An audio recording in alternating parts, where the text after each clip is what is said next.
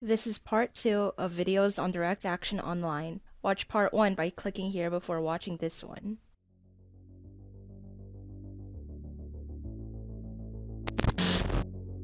In our previous video, we introduced the concept of online direct action as being a supplement to in-real-life organizing and the process of building online collectives in order to form an efficient block made out of the most enthusiastic and talented members in various fields, coming together to challenge the neoliberal tide. We also touched on the idea that if you don't collectivize and instead run your own show as a single person, that this eventually leads to a cult of personality where your own biases and interests come forward and can dominate your ability for praxis. This is where a lot of YouTube creators already are, no matter their initial intentions, whether it be for financial gain, personal ego. Their channels become a medium by which they are to be admired to generate social capital. When money interests get in the way, these creators tend to avoid certain topics and start behaving in a liberal PC way to not threaten their revenue stream. They become liberalized, and they start behaving like your typical actors within the capitalist system, with internal and external pressures spanning from the aforementioned system, ultimately leading to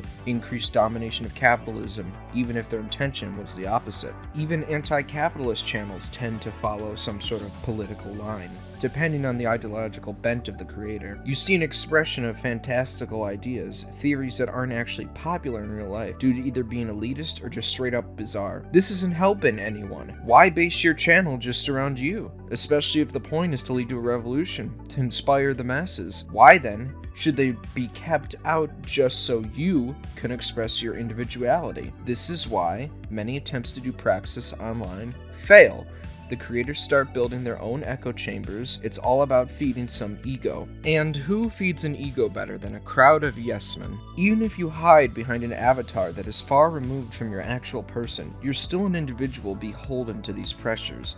We, on the other hand, are a collective. The only line that we follow is the mass line. We are a collective space where no individual is the center of attention. We make sure that the interests of the members are represented throughout. Decisions are made together in mass democratic fashion. One creator leaving, although having an impact, is not the end of the project. The collective becomes an entity in itself, independent of any single mind, but yet an expression of their shared identity within it. If, from the get-go, you're not based on a single person, then from the start, any growth, any new subscribers, creators, contributors become an integral and equal parts in this collective space. Hence, there's no real opportunity for individualism to arise, as any social capital that may be produced is automatically shared among the collective. Though there are critiques of this model, many take the form of prioritizing the old ways, of glorifying the past. In this video, we are here to challenge that, so stay put.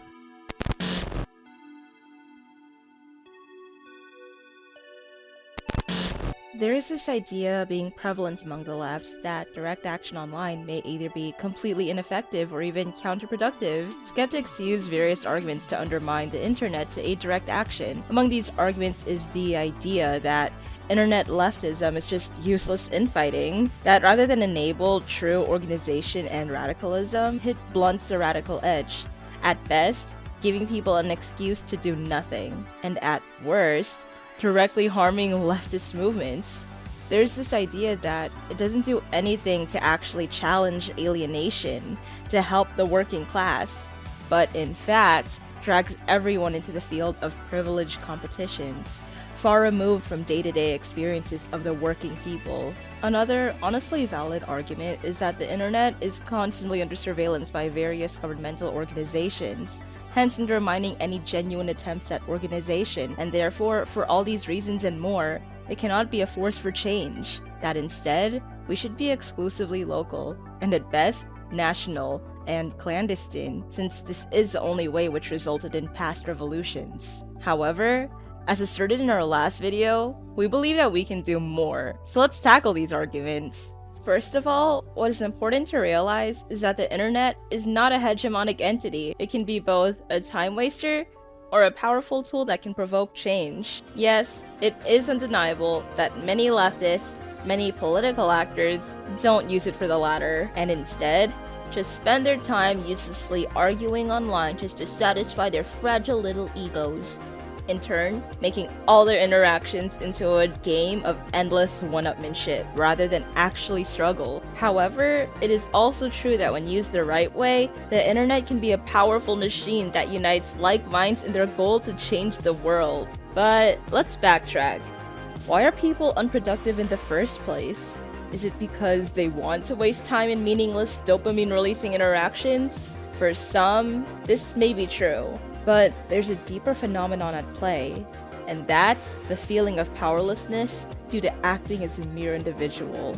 The only thing that they feel that they can do as an individual is argue, get into groups that are also afflicted with individualism, and hate on anarchists, tankies, or whatever group you want to say. This waste of time and arguing is a symptom of that feeling.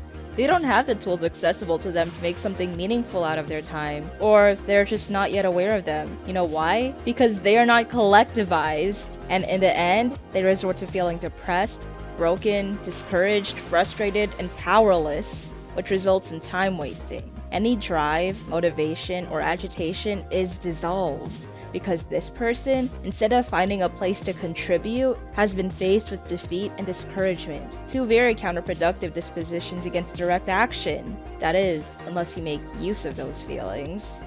Does this mean that there are no tools, no way to make this time meaningful? Well, of course there are. We, the new Wave Syndicate, are such a tool. All of our blog posts, videos, art are made by volunteers willing to do online praxis in their free time. But how useful is that?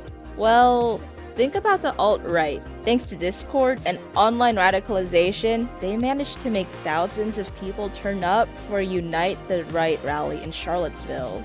Their use of the internet was masterful for organizing, but when their tools were taken away, when Discord started cracking down on their servers, when 8chan was taken down, when various white supremacist websites became unsearchable on Google, Unite the Right 2 only managed to gather a tiny fraction of protesters compared to the first event. Of course, it cannot be denied that the geopolitical situation changed some factors, but nevertheless, could anyone argue that without the internet they could have organized just as well? Maybe not. Maybe you would have seen the same numbers. But is this really a chance you're willing to take? To reject the potential of internet organizing? After all, since you're here, you have nothing to lose either way. We can try to organize, try to fight back, and if we ultimately do fail, then nothing was lost. At least we learned valuable skills which we will use for in real life organizing. Isn't that better than using the internet for nothing? If it worked for them, why can't it work for us? Ultimately, the issue with these considerations is that leftist theory doesn't consider the internet because it couldn't. We are walking on new grounds, on something that couldn't have been predicted 150 years ago. So you won't find Marx addressing the internet or how useful it is and how we can use it to organize. Thus, the internet therefore feels icky to many leftists, as they don't feel like they can get that traditional form of respect. So they turn to the past. That's not to say, with regards to the internet, that you shouldn't protect yourself from infiltrators, but you can't dismiss the entire concept just because there may be infiltrators. Because, well, there always have been adversity in essentially every movement. Thus, we need to adjust accordingly, like how we've grown and developed with the internet, just as clandestine groups who are pushing for revolution have to as well, because they have their own private agenda. They have public agendas and public spaces where they can develop relationships, scout for potential associates to possibly be trusted into these groups, and then continue to spread their revolutionary agenda like wildfire. Protesting in your country and locality is powerful, but in this day and age, we have the internet, and we must not deny that tool. After all, does ignoring and admonishing the use of the internet actually do us any good? These clandestine groups won't be very effective if they're just a meeting of 4 Stalin sims dressed up in uniforms from the USSR discussing their criticisms of whatever movement or protest is the topic of the night. Because, well, isn't this just literally LARPing? Doesn't this remind you of something? Yeah, these people are working in isolation, LARPing as revolutionaries, but not actually doing anything revolutionary. For a clandestine group's revolutionary agenda to operate today, the internet must be necessary, especially in the midst of a pandemic. As we have asserted and will continue to assert, The internet is a tool for modern direct action. It is almost unavoidable. Otherwise, how would an agenda effectively be spread? Sure, there are posters and flyers and other media you can spread in your locality, but why not spread it globally too? After all, for direct action, you need to do these 3 things: agitate, organize, and mobilize. So how the hell are those 4 pathetic, Stalin-simping cucks for Marx gathered in a forest in the middle of the night actually mobilizing, let alone organizing? Are they agitating anyone but themselves? Even if this caricature was dulled down a bit, you can read all this theory, admonish any person or any movement you want because one paragraph in some sectarian leftist book seems to refute it. You can have your little secret circle jerk revolutionary gathering. But honestly, these people aren't doing anything.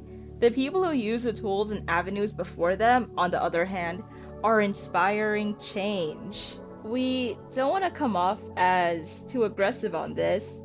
Analyzing and learning from past struggles is so important. It's what gives us hope and motivation and tools for organizing. But now we have one more powerful tool with which we can move forward.